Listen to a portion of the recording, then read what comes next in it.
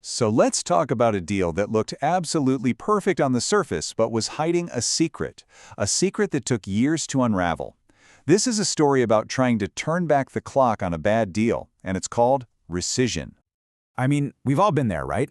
You order something, you're excited for it to arrive, and when you open the box, it's just not right.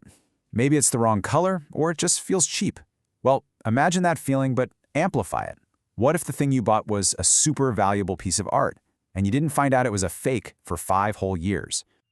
All right, let's set the scene. The star of our story is this: a beautiful painting, believed to be a genuine work by the legendary English artist John Constable, a real masterpiece. We're in London, it's 1944. A man, Mr. Leaf, walks into a very reputable art gallery. He sees the Constable, he loves it, and he buys it. Seems simple enough, right? A straightforward deal? Now this next part is absolutely crucial. The gallery innocently believed the painting was real. They weren't crooks, they weren't trying to pull a fast one, they genuinely thought they were selling a Constable. And that one little word, innocently, is going to change everything. So, the deal is done. Money changes hands, Mr. Leaf walks away with his new painting, and everybody thinks they've had a good day. The contract is sealed. Or is it? Now, check out this timeline. The purchase is in 1944, but then look at that jump. Nothing really happens until 1949, a full 5 years later. That's when the story takes a massive turn. And that 5-year gap, well, it's the whole ballgame. So for 5 years, Mr. Leaf has this painting hanging on his wall. He's proud of it, probably shows it off to his friends, completely believing he owns a piece of history. He has no idea there's a huge secret hiding in plain sight. 5 full years. Just think about that. That is a long time to be completely unaware that the thing you treasure isn't what you think it is. And this is where the bottom falls out. In 1949, Mr. Leaf decides it's time to sell. He takes it to a famous auction house, and the experts take one look and deliver the crushing news. Sorry, sir, this is not a Constable. The painting is a fake. So what do you do now? You'd be furious, right? Mr. Leaf felt like he'd been completely misled. He wanted to hit the rewind button on the entire deal. And this desire brings us to a really important legal idea. And that idea is called rescission. You can think of it as a legal undo button. The whole point is to unwind the contract, to put everyone back where they started as if the deal never ever happened. You give back the painting, you get back your money. So naturally, that's exactly what Mr. Leaf does. He goes right back to the gallery and says, "Look, this painting is a fake. Take it back and give me my money." Seems totally fair, doesn't it?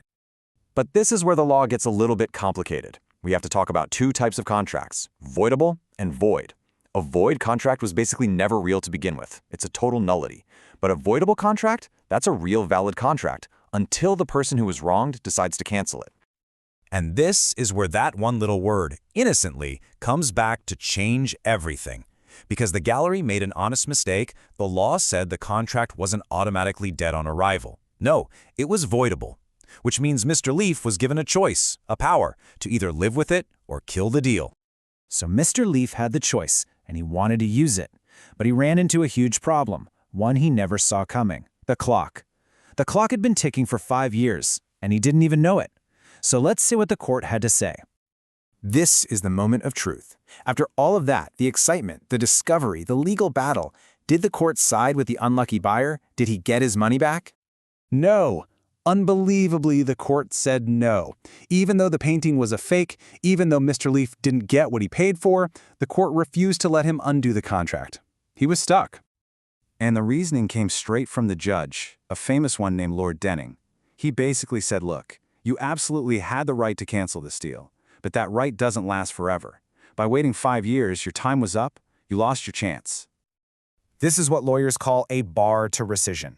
Think of it like this. The law gives you an escape hatch, but it's not open forever. And one of the biggest things that can slam that hatch shut is just time. The system needs certainty, and deals can't just be up in the air indefinitely.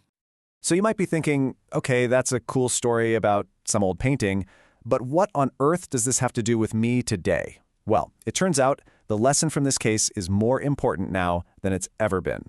Because this isn't really about art. It's about that used car you bought that started making a weird noise a month later.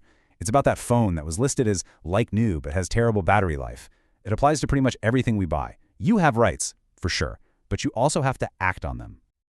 So let's break this down. What you really need to remember. First, an honest mistake doesn't kill a contract. It just makes it vulnerable. It gives you a choice. But, and this is the big one, that choice has an expiration date. The second you find out something is wrong, a timer starts. The lesson from poor Mr. Leaf is brutally simple.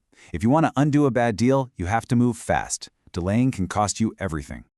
And that leaves us with a really tricky question for today. You know, with gadgets that are super complex or software with hidden bugs, finding a problem might take weeks or even months. So in our world of instant everything, how long is too long? There's no easy answer, but one thing this old case taught us for sure is it's definitely not forever.